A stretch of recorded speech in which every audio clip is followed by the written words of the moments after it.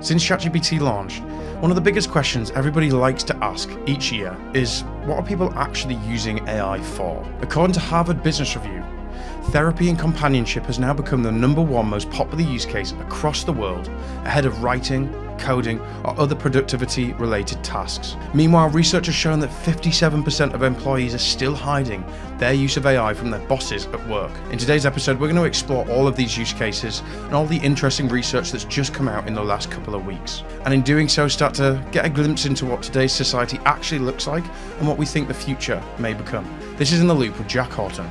I hope you enjoy the show.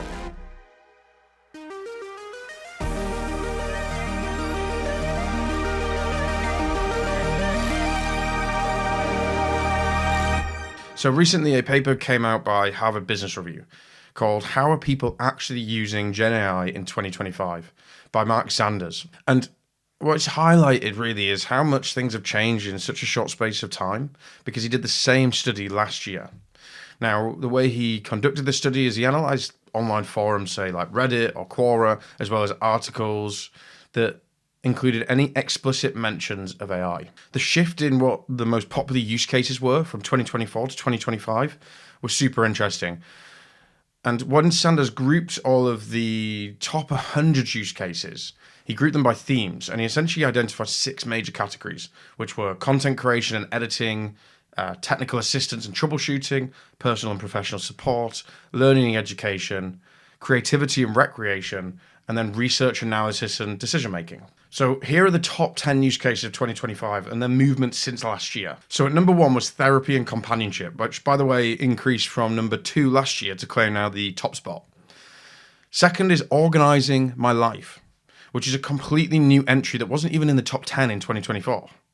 #3, finding purpose, another brand new category that wasn't on the list from last year. #4 was enhanced learning, which jumped up from #8 in 2024, showing a massive increase in educational applications. A lot of Mindset's customers are learning technology providers, which we enable them to launch agents such as learning coaches and other things like that into their products. So we've been seeing this firsthand ourselves. #5 is generating code. So cover this in a few episodes, but a technical use case that wasn't even in the top 10 again last year. #6, this was generating ideas, which was the previous #1 use case from last year, and it's fallen 5 positions in just a single year. I think this particular one shows the shift in how people are using AI from just ideating with a chatbot to really starting to get things done. #7 was fun and nonsense. So this was #6 last year, showing people still use AI just for fun. I mean, my use of ChatGPT image generator is the perfect example of that. I just turn my friends into random characters from TV. #8 is improving code. So another technical use case that wasn't even in the top 10 last year. #9 was creativity, which is a completely new entry into the top 10 again. So #10, and the final one for this list, is healthier living. And this is really interesting, which is a new wellness category that, again, wasn't on the list last year. So I think from a category perspective, what's been super interesting is how important AI has become to personal and professional support, because that has now doubled from 17% of all the use cases to now 31% of use cases in just a single year, which really shows how transformative it is and can be for an individual. And if we think about what's disappeared from the top 10 since 2024, we've lost specific search, editing text, exploring topics, troubleshooting, and general advice. And Harvard Business Review summarized this as AI not just doing our work, it's helping us organize our lives to find meaning, cope with emotional stress, and deal with real-world problems.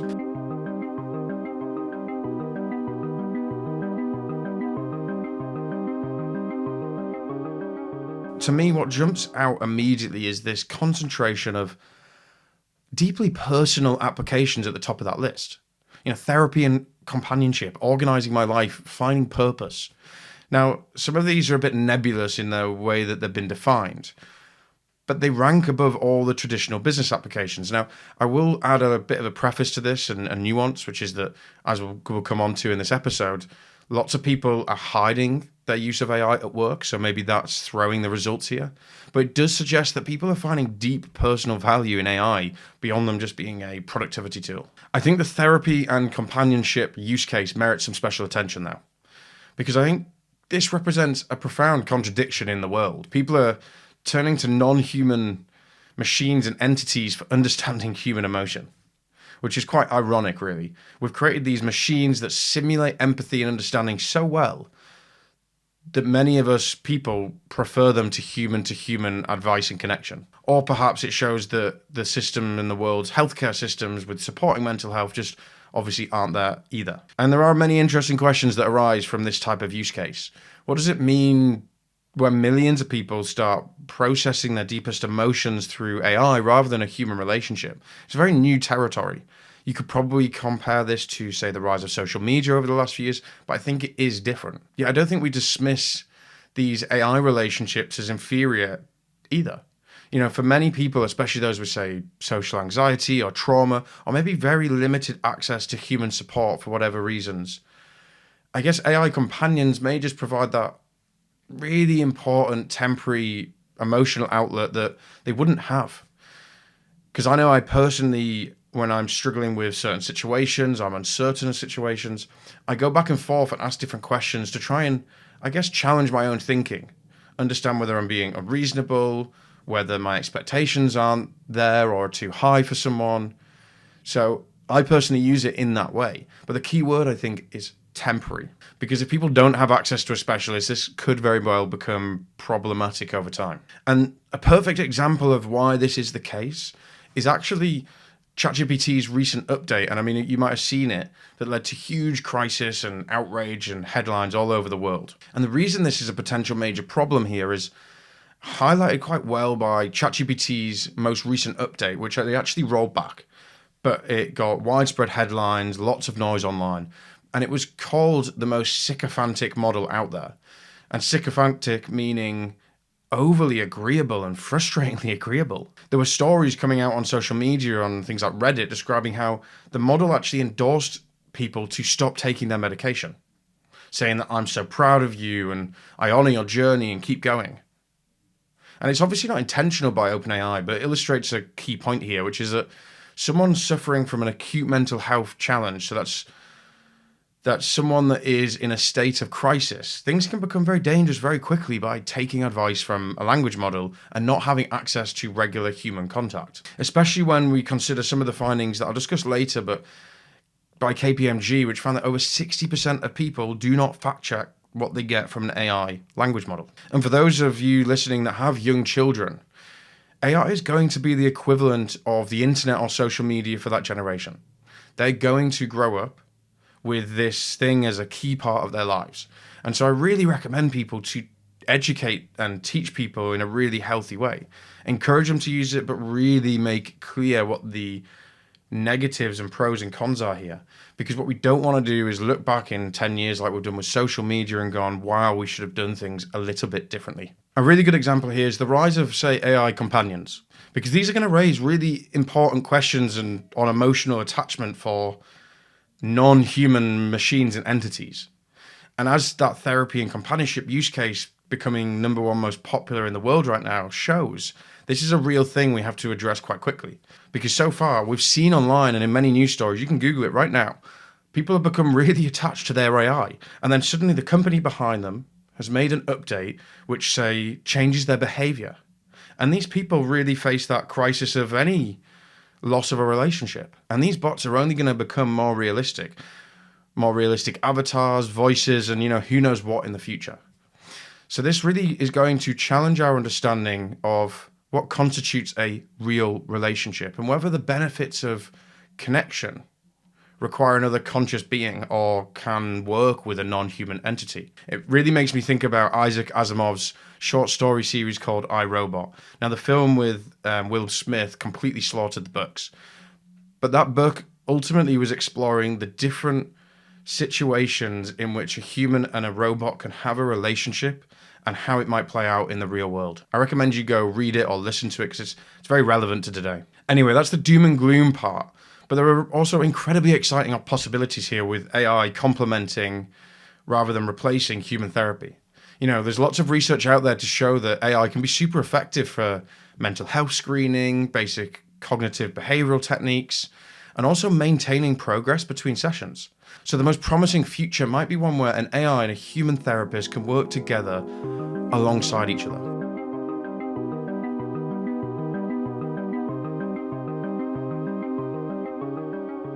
So let's go to another piece of research that just come out this week that's also really interesting. It moves away from, I guess, the deeply personal domain into maybe the workplace personal domain. Because as we said, enhanced learning, generating code, generating ideas, creativity, these are all things that are still really important and relate heavily to the workplace. Now, in this domain, it feels really weird to be still talking about the same things as last year. But essentially, a year ago, Microsoft found that 75% of knowledge workers, so white-collar workers, were using AI, but 78% of them were bringing their own AI tools to work without informing anybody. And they called it BYO AI. Now, recent research from KPMG in collaboration with the University of Melbourne, researching 47 different countries and 48,000 people, has found that the exact same thing is still happening, although a little bit less. They found that 57% of workers are still hiding their use of AI at work, and 50% are presenting AI-generated content as their own. The reason this is interesting in relation to this top use cases is that it's really difficult to understand, therefore, what the top use cases are. Clearly, therapy and companionship is being talked about a lot online, and that's how that Harvard Business Review study was conducted. But right now, everyone at work is currently hiding how they use it. So what you could really call this is the rise of a massive trust crisis, because it's a breakdown, really, of how you attribute a value of intellectual contribution by an individual person at work. For decades, the product, or say the output of a knowledge worker, is a report or analysis, code, a design. And this represents the knowledge worker's expertise, effort, and, as I say, output. So now that connection has been broken. So when a big exec receives a report from a team, they can't, therefore, anymore assume that it has been done by that person, because it might be largely AI generated. And I think what this KPMG research really shows is that in many organizations, the culture sucks, and it's one built on a no trust between different people, and probably a deep anxiety on both sides of whether this is good enough work, or if that's the best quality work someone can produce, or whether they've used AI.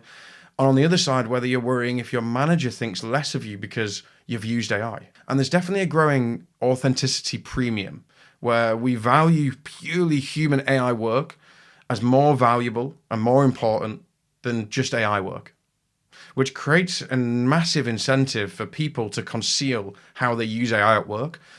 Because if they tell everyone that this is created by AI, completely created by AI or assisted by AI, people go, well, I don't value it as much. We saw this with AI-generated art just a couple of years ago. People would downplay any use of AI in their process out of complete fear that people think that, therefore, the output is rubbish immediately. And this fear and anxiety and concealment of AI has massive downstream issues. So let's consider training and development. How do you identify a skill gap in employees when you don't know which part of the job they don't know about? Let's say for evaluating performance every month, quarter, or year. How do you do that if you've not been 100% certain who produced what and when? Are we measuring employees' real capabilities, or are we just measuring their ability to do good prompting? I spoke about this in depth last week if you want to go to that episode. And this really plays out in the incentive arena as well, because an employee is incentivized to be more productive, but also incentivized to hide how they become productive. Because the employer wants more and more productivity, but also wants more accuracy and quality, which requires a lot of transparency about AI usage. And I touched on this last week. It really brings in the need to introduce hiring and talent assessment programs that are face-to-face. Because how do you evaluate quality when someone could be using AI? And it also requires a very trusting culture and an open culture led by the leader. Ultimately, the data from these studies really tell me quite clearly that we need to completely rethink how we organize, we evaluate, and we compensate for knowledge work. Our entire framework for professional advancement has been built on this premise of an output representing personal capabilities. And as that connection breaks or weakens, we need completely new ways to evaluate that output. And I think the most forward-thinking companies are going to reimagine their entire job architecture. So instead of maybe traditional roles defined by just output, so writer, analyst, developer, they'll have to create new roles, maybe like an AI manager or AI validator, who specialize in developing custom agents within their domain.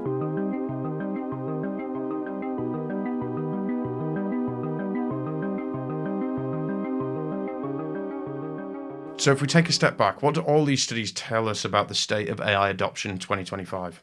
Well, firstly, AI usage is increasing in both breadth and depth. We're seeing this massive shift for deeply personal applications of therapy, organizing my life, like my to-do list, my shopping, helping me find purpose, which suggests that AI's potential impact extends far beyond work. But meanwhile, all probably the same people are using AI at work, yet still we're in a situation where a lack of trust in a culture, a lack of leadership from both managers and all the way to execs and C-suite have meant that people are still hiding AI at work. I think this will start to change very fast. I covered this, but Shopify CEO came out and said you have to first prove that this job cannot be done by AI before hiring someone.